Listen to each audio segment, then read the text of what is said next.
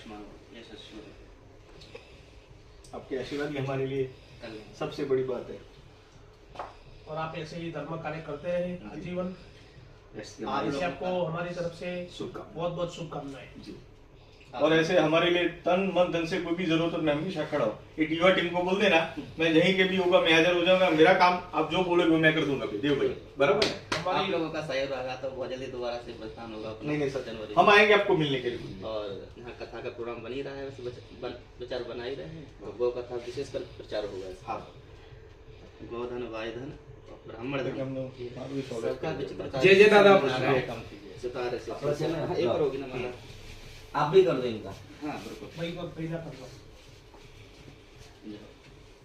कल